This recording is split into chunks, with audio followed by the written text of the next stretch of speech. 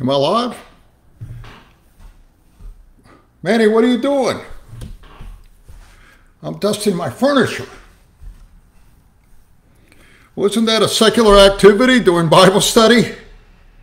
No. Actually, cleaning house, washing dishes, it's very much a spiritual activity. One thing you're going to find as we go through the Book of Proverbs is there isn't any distinction between the secular and the spiritual. Just like there's no real such thing as a separation of church and state. In reality, it doesn't exist.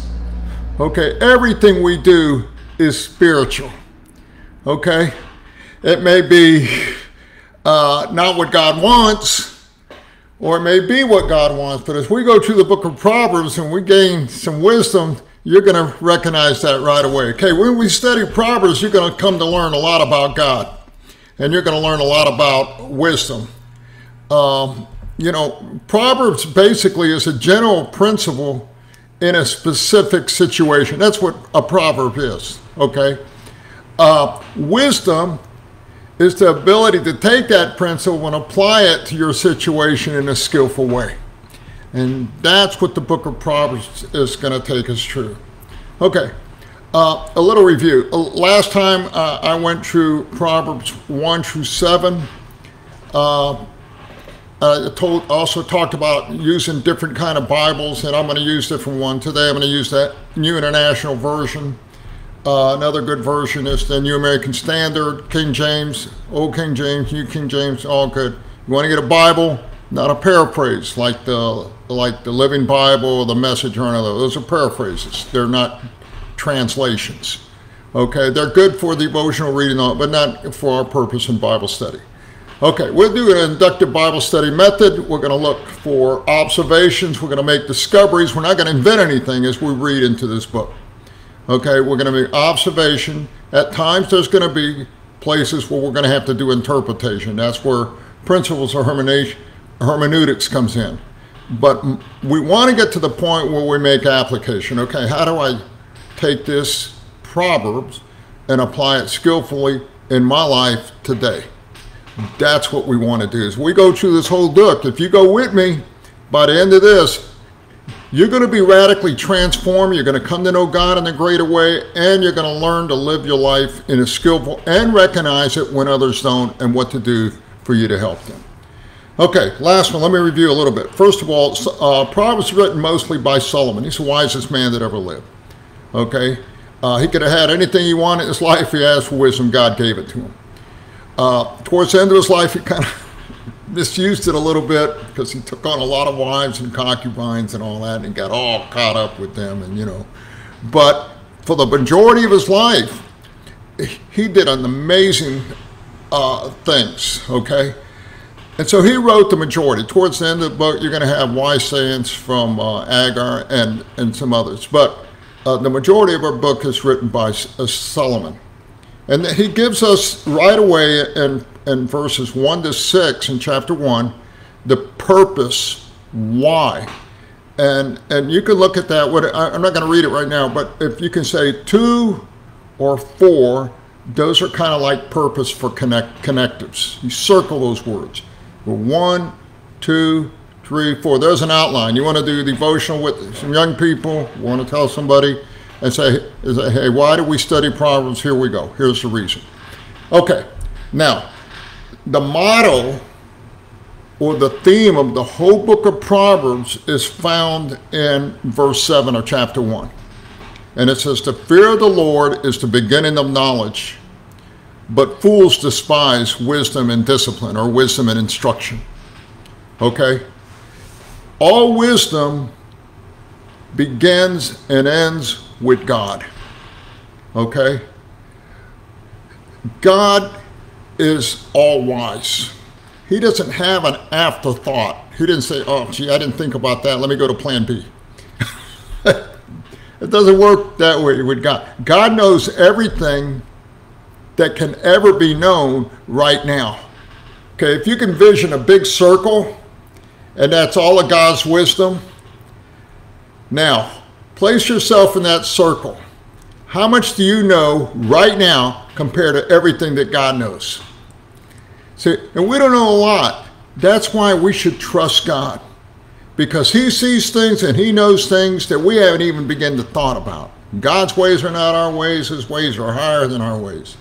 Okay, but in the book of Proverbs, he's given us an embodiment of wisdom literature that's going to show us how to deal with life situations in a skillful way. Okay, and he's going to take us all through it, so we don't have any excuse to be stupid. 4 people are going to be introduced in the book of Proverbs: the naive, the fool or the stupid, the scoffer, and the wise. Obviously, we want to be the wise person, but he's also going to show how these other people respond as well. You know, I can be in a room of 100 people, I guarantee you, and in 5 minutes, I can tell you who has those 4 mindsets. Because fools tend to hang with other fools. The naive tend to hang with other naives. Scoffers, they find each other. It's like a radar antenna. Okay, and the wise tend to hang with the wise. So it doesn't take long, once you understand mindsets and how to recognize it, to know who is who. Okay, the fear of the Lord is the beginning of knowledge. What does that mean? It doesn't mean that we're going to be scared to death. No, the fear of the Lord implies 2 things: that God is powerful and he's present. He's omnipresent. It's right here, right now. He's right here with me as I'm talking right now. He's right here. He's right there where you are. And he's incredibly powerful. Okay? Nothing is impossible with God. Okay? God can do anything except what his holiness keeps him from doing. Okay? God cannot sin. God cannot tempt us to sin. He cannot be tempted by sin. Okay? But he is Lord. He said in the universe laws of physics, but make no mistakes, he's Lord of those laws of physics. He can walk on water. He can rise from the dead, as Jesus demonstrated through the Gospels. Okay, so we got a powerful God. And so our wisdom begins with him. But right away in verse 7b, it says, but fools despise wisdom and instruction. There are people I talk to and I try to share with, and I try to give them a little wisdom, and they're just kind of stupid. I mean, what are you dealing with? You're dealing with a fool. They despise it. They don't like you to tell them anything, okay? And they're certainly not going to get in the book of Proverbs, okay? Because they want to live their lives autonomously apart from any kind of wisdom and instruction, thinking that they're right, okay? We got a lot of people in this country this way, as you're seeing if you hear the news or read the news or just everything that's affecting us. Okay, let's get into verses 8. We're going to go from verse 8 all the way to verse 19. Okay, what we have here is a warning that a father is going to give his son. Okay, let me read it and I'll make a little commentary on it. First of all, listen, my son, to your father's instruction. The principal teacher here is the father. And then it also says, and do not forsake your mother's teaching. The way it should work is this. The father is the head of the home. He teaches. The mother complements what he teaches. Okay? She's a support base. What I see is a terrible thing that happened is the father is teaching one thing and the mother undermines what he's teaching. Rebellious kids and teenagers, what are they going to do? They're going to gravitate to the parent that tells them what they want to hear. You often find that in schools as well.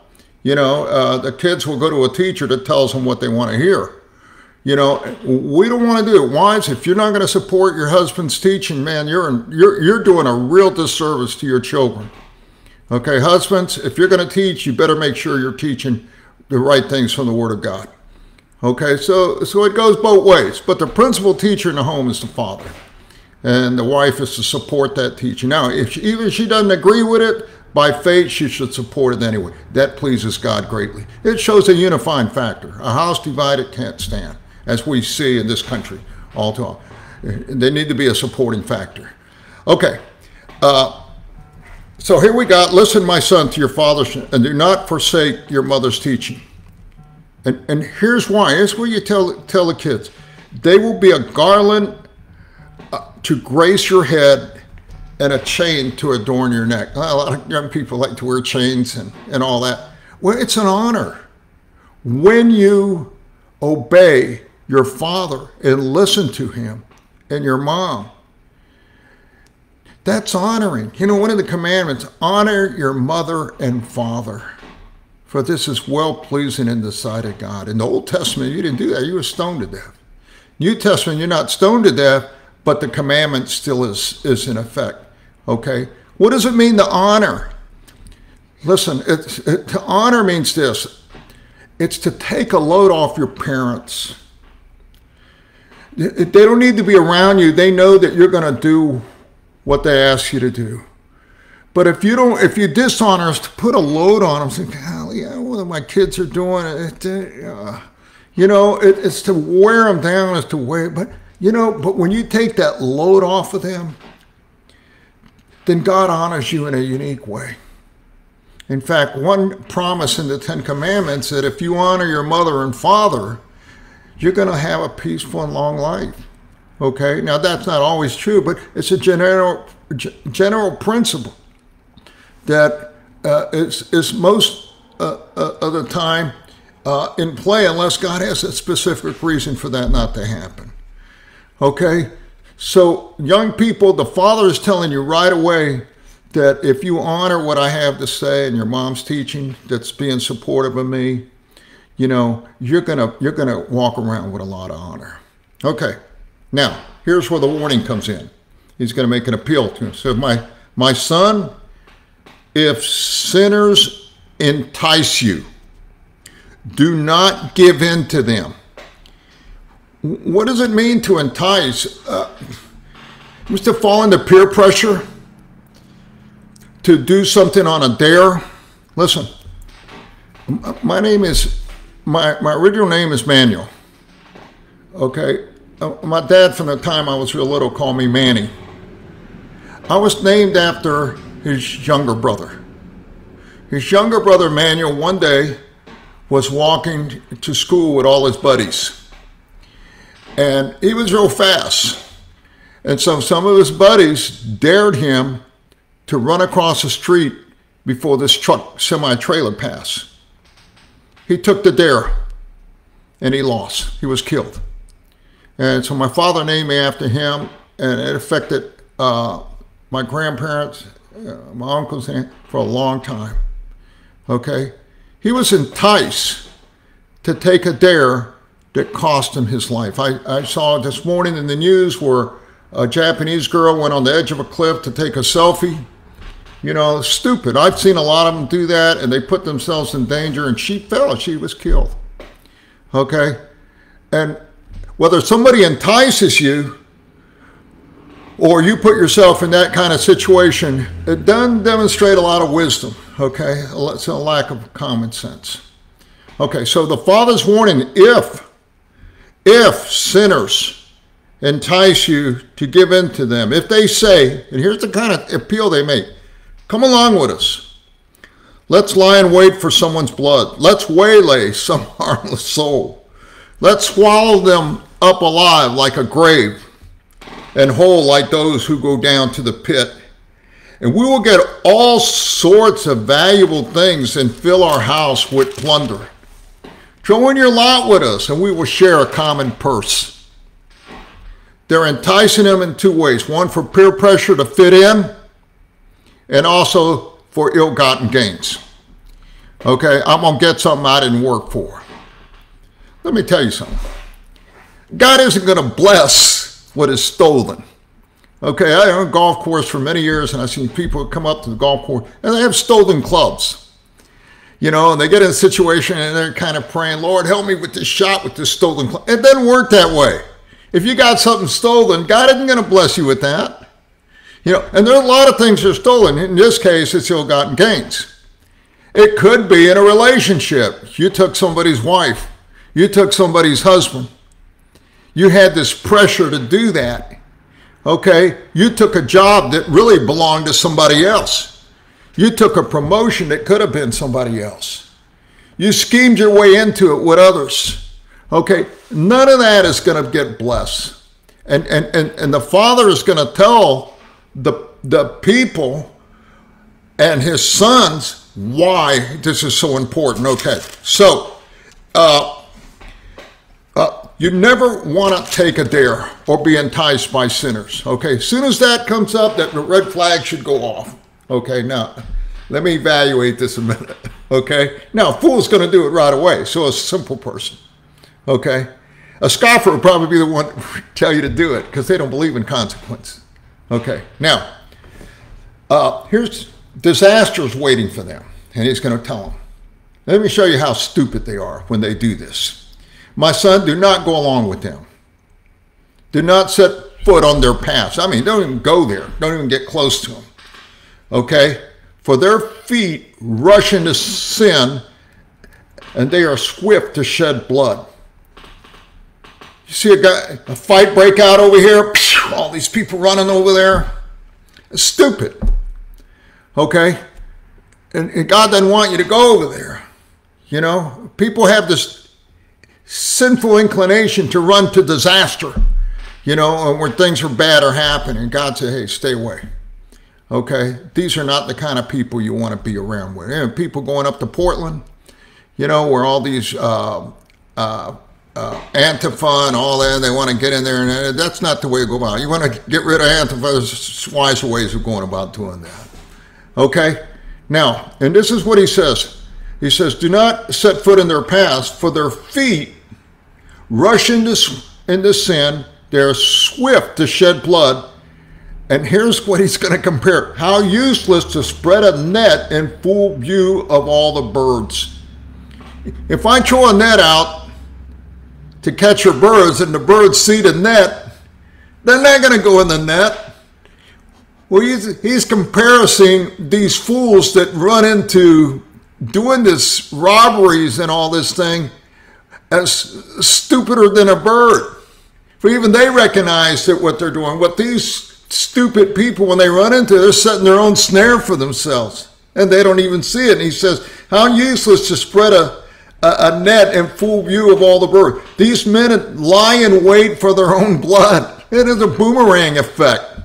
Okay, the very thing they mean to do to others is going to come back and happen to them. Okay, they waylay only themselves. You see somebody beating themselves, okay? And that's what the Father said is going to happen if you give in to peer pressure or if you try to get ill-gotten gains in many different areas. He says, such is the end of all. He didn't say some. That's a word you may want to circle, who go after ill-gotten gain. It takes away the lives of those who get it. And the lives can be seen either in death in terms of finality, actual physical death, or a wasted life, you know. So right away in this passage we have, you know, the appeal of the Father to the young person. Listen, there's two things right off the bat, don't do. Parents, you need to teach this to your children. I know young people have a tremendous wanting to fit in. I look for positive peer pressure.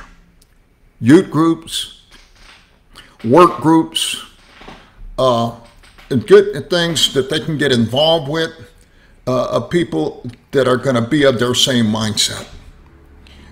But I was an athlete in high school, and I hanged out with a lot of different groups. I hanged out with jocks.